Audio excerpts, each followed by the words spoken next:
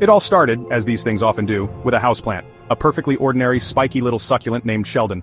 I'd bought him on a whim, figuring even couldn't kill a plant that thrived on neglect. Turns out I was wrong.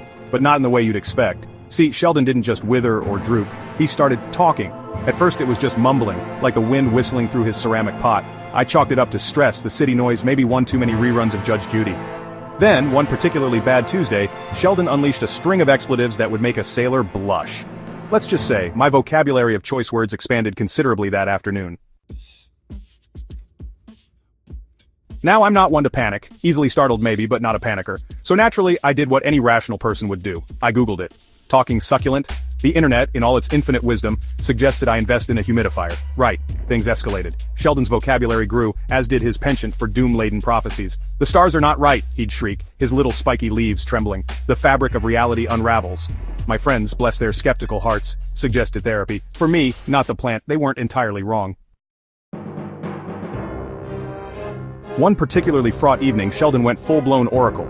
He spoke of ancient beings, cosmic horrors, and the imminent arrival of something. Something big, something hungry, and apparently something with a particular aversion to cheap deodorant. That's when things got really weird. Axe body spray, Sheldon rasped, his voice thick with dread. The key, the only defense. I stared at him, then at the half-empty can of Axe Tsunami on my bathroom shelf. A relic from my teenage years, don't judge. Could this talking, prophecy-spouting succulent actually be serious? Desperate times call for desperate measures, and, frankly, my Google searches had led me down some very strange rabbit holes. That's how I found Professor Quentin Q. Quibble, a man who listed his areas of expertise as cryptozoology, ancient languages, and houseplant whisperer. He also had a 2-for-1 special on Tuesdays. Fate? Maybe. The professor arrived at my apartment, took one look at Sheldon, sniffed the air, and let out a low whistle. Ah, he said, stroking his impressive beard.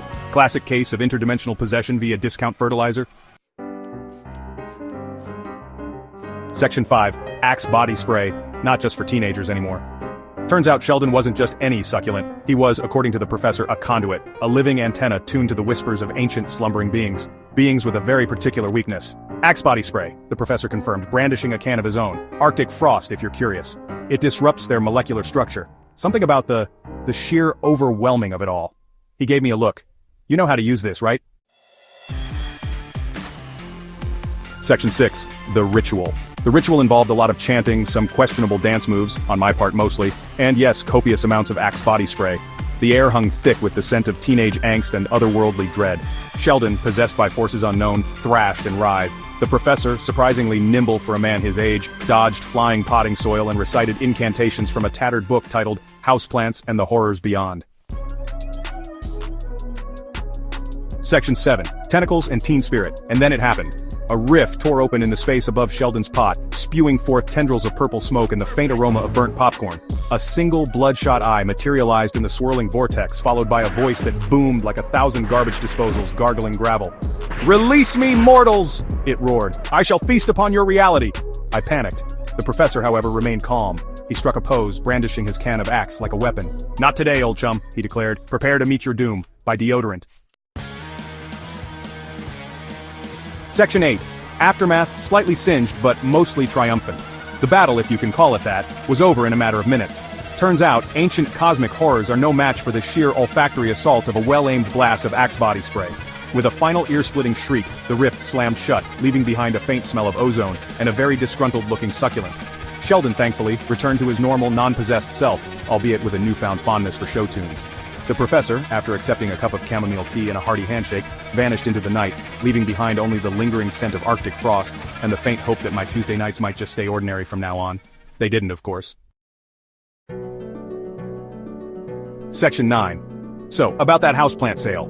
The point is, you never know what you'll find lurking beneath the surface of the ordinary. Could be a talking succulent, could be a cosmic horror with a weakness for cheap deodorant. Or, it could just be a really weird Tuesday. Either way, I'm keeping my Axe body spray handy, just in case. And if you're thinking of picking up a houseplant anytime soon, well, maybe check the soil for interdimensional portals first. You never know what you might bring home.